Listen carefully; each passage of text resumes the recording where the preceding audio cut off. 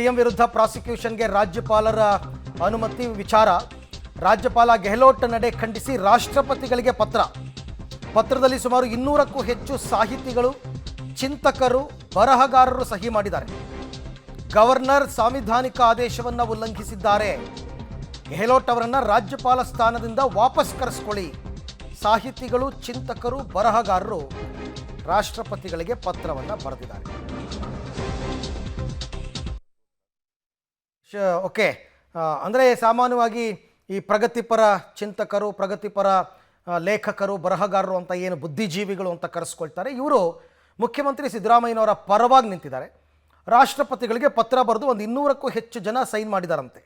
ಸಾಹಿತಿಗಳು, ಚಿಂತಕರು, ಬರಹಗಾರರು ಏನಂತ, ರಾಜ್ಯಪಾಲರನ್ನು ವಾಪಸ್ ಕರೆಸ್ಕೊಳ್ಳಿ, ಗವರ್ನರ್ ಸಾಂವಿಧಾನಿಕ ಆದೇಶವನ್ನು ಉಲ್ಲಂಘನೆ ಮಾಡಿದ್ದಾರೆ ಅಂತ ಎಲ್ಲ ಬರೆದಿರಲ್ಲ. ಎಲ್ಲರೂ ಫಸ್ಟ್ ಕೋರ್ಟ್ ಏನು ಹೇಳುತ್ತೆ ಅಂತ ಕೇಳಲ್ಲ, ಯಾರಿಗೂ ತಾಳ್ಮೆ ಇಲ್ಲ. ತಪ್ಪ ಸರಿನಾ ಅಂತ ಹೇಳಬೇಕಾಗಿರೋದು ಕೋರ್ಟ್ ತಾನೇ, ಆಮೇಲೆ ವಾಪಸ್ ಕರೆಸ್ಕೊಳ್ಳೋ ವಿಚಾರ.